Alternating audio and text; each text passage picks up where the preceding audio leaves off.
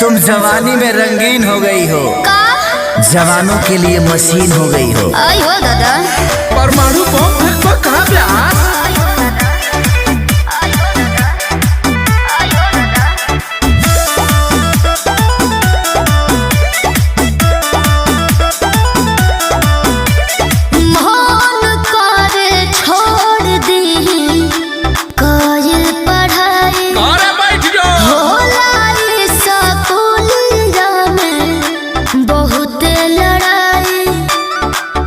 का कहे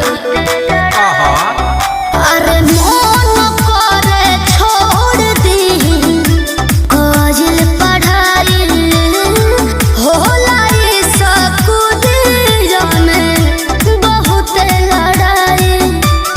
धके कोनो गड्ढा खींच ले बाटू पटा हमर जीवा डरा देले बा तहरा अखिया के काजरा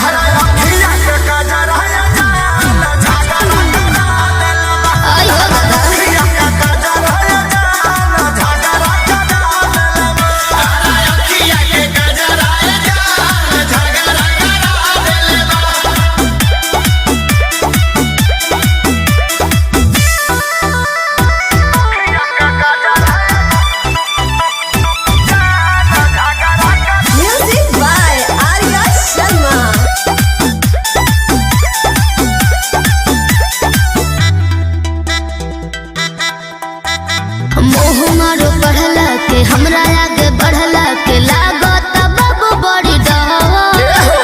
झूठे पढ़े जाते बाड़ू तब तू डेरात बाड़ू पहले बाड़ू जानू भवदा तहरा कहला से पढ़ल का छोड़ दे हो तब बोलो कवना के देह धके कोड़ दी हो तहर पागल बात मत हमर होई दुर्गति बात निंदिया उड़ा देले बा तोहरा अखिया के गजरा ले जा झगड़ा करना तोहरा अखिया के गजरा ले जा झगड़ा करना तोहरा अखिया के गजरा ले जा झगड़ा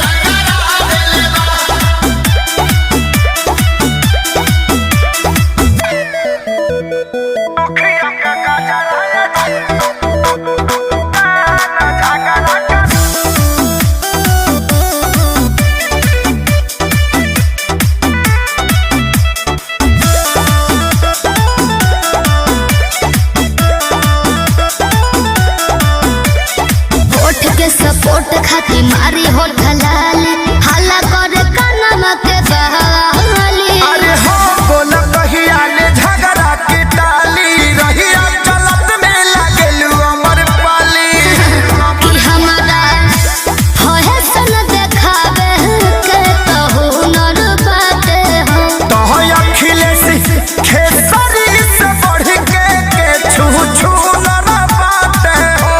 अच्छा मोनो भइल बता हो सभे कहे बाह